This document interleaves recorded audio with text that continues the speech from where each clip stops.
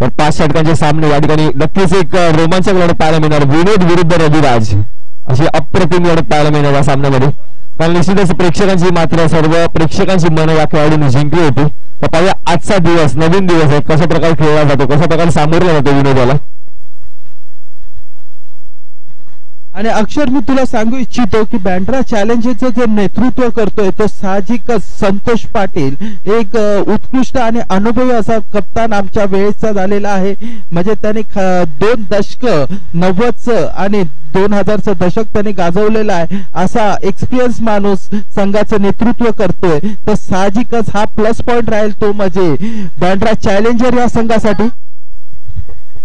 तर पहिली सेमीफायनलची लढत या ठिकाणी पाहायला मिळते. बँड्रा चॅलेंजर्स विरुद्ध बँड्रा टायगर्स या 2 बलाढ्य संघांमध्ये अप्रतिम सामने आपण कालच्या दिवसभरात पाहायला मिळाले.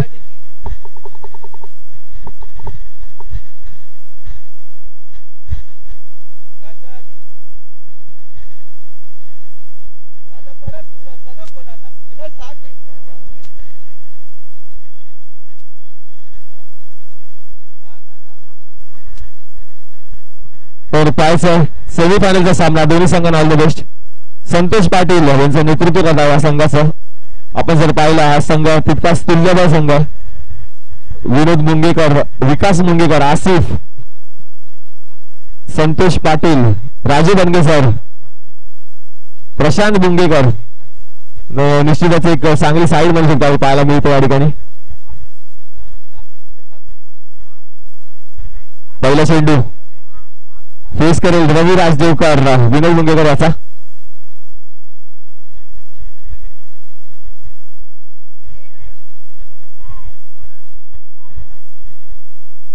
विनोद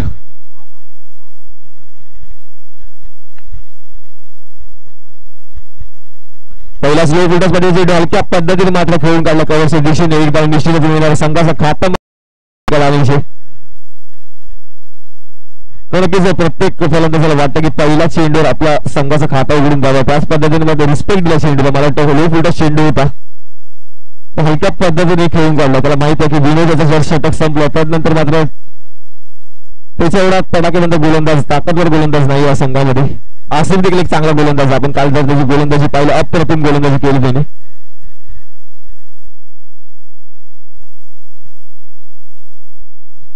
स्ट्राईक आउट करतो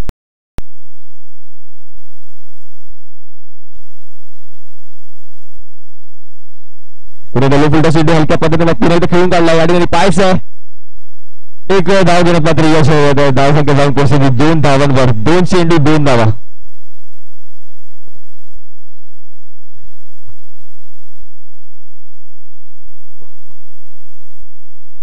रविराज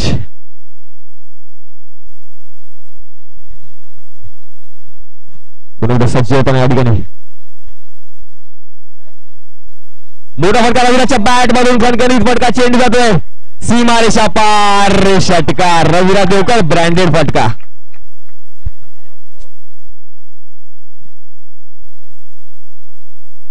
आणि खरंच रवीश राजने आपला अध्याय पुन्हा चालू केलेला आहे. त्यामध्ये दुसऱ्या दिवशी लगातार आपल्या दुसऱ्या चेंडूवर षटकार ठोकत रविराजांनी दिवसाची सुरुवात केली आहे.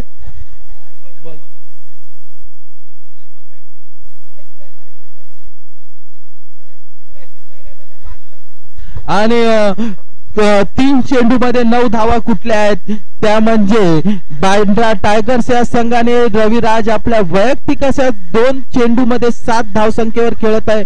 तो म्हणजे रविराज काहीसा फुलटा चेंडू होता आणि लेगच्या साइडने स्क्वेअर लेग वर षटकार खेळत रविराजने धावसंख्या पोहोचली आहे 3 म्हणजे 8.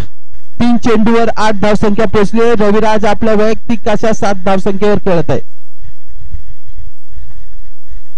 हॅलो, निश्चितच रविराज मात्र दाखवून देतो मी ज्या फॉर्म मध्ये जो फॉर्म मात्र मी या टुर्नामेंट मध्ये कंटिन्यू ठेवणार आहे.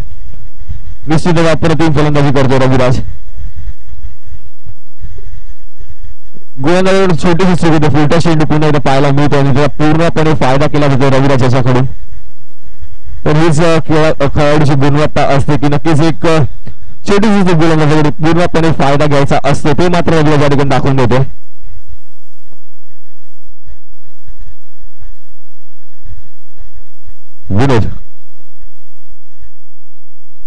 आता मोठा फटका स्कोअर लेग झोन मध्ये चेंडू जातोय. 1 बाउन्स सीमारेषा पार चौकार.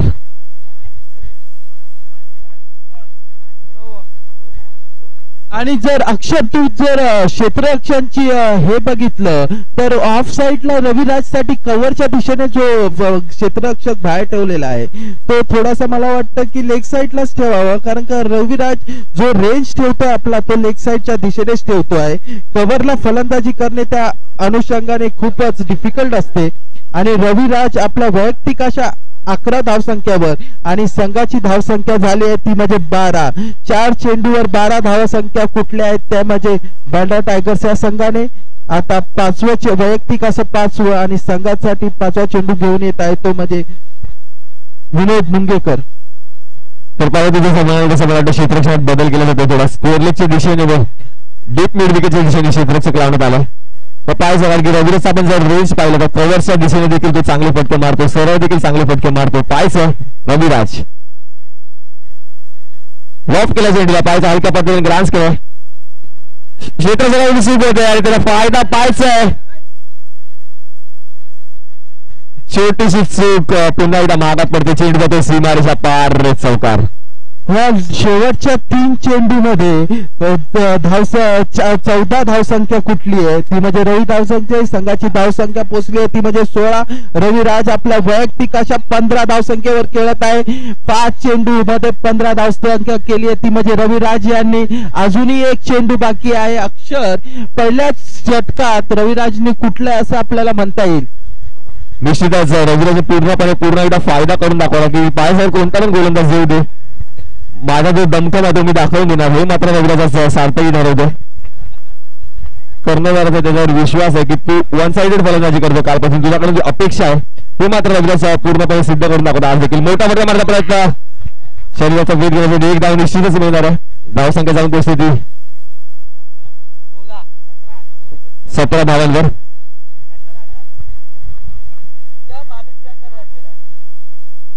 आणि जर आपण पाहिलं अक्षय तर काही गचा क्षेत्ररक्षण ते झालं ते म्हणजे आसिफद्वारे आणि त्याचा खरंच ते 1 रनच्या जागी 3 रन मिळाले ते म्हणजे बँड्रा टायगर्स संघांना.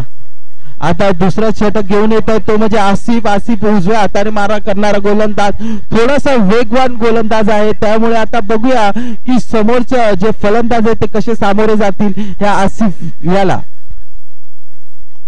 निश्चितच पायचं मला वाटतं परिवर्तन केलं जातं गोलंदाजीमध्ये.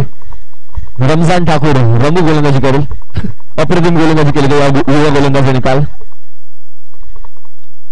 तर पायचं रविराज विरुद्ध कशा प्रकारची गोलंदाजी करतो मला वाटतं थोडासा एक लॉटरी खेळण्याचा प्रयत्न केला जातो. संतोष पाटील अक्षर मला काय म्हणायचंय की ह्याच पहिल्या षटकामध्ये 17 धावसंख्या झाली आहे. रविराज स्ट्राईकवर आहे आणि एक समोरच्या संघाचा चांगला फलंदाजी करत असतो तेव्हा आपला उत्कृष्ट असा गोलंदाज त्याला सामोरा करायला देणं हे त्यांची स्ट्रॅटेजी असावी असं मला वाटतं. आणि साहजिकच जर आसिफ गोलंदाजी जर असतं आणि रविराजचा विकेट जर जातोय तर साहजिकच बँड्रा चॅलेंजर या संघाला फायदा झाला असता. आता तुझं काय मत आहे या बाबतीत? मला वाटतं आसिफ पॉवर प्लेचे षटक टाकण्यासाठी आसिफला ठेवण्यात आलं, कारण की आपण जर पाहिलं तर रविराज लगेच पॉवर प्लेचे षटक घेत नाही, कारण की दीपेश गुप्ता स्ट्राईक रूट करतो या ठिकाणी. आणि दीपेश गुप्ताचा आता एकच रूल असणार की रविराजला सिंगल काढून द्यायचा, कारण की अप्रतिम फलंदाजी करतोय रविराज. जम बसला रविराजचा खेळपट्टी आपण कालपासून जर पाहिलं.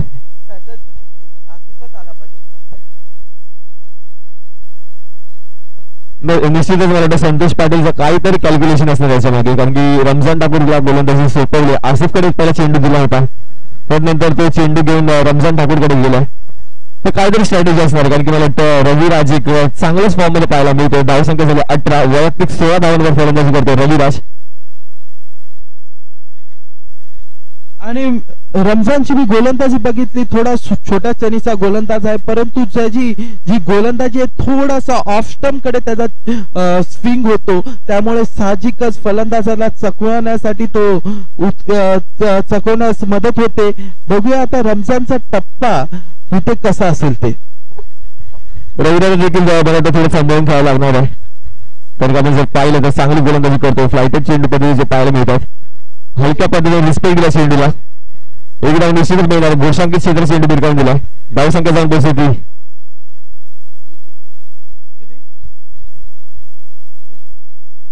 आणि आताच मला कळालं की रमजानने मागच्या मॅचलाच मॅन ऑफ द मॅच घेतलं होतं, त्यामुळे खरंच त्याचा कॉन्फिडन्स हा हाय लेवलवर असेल.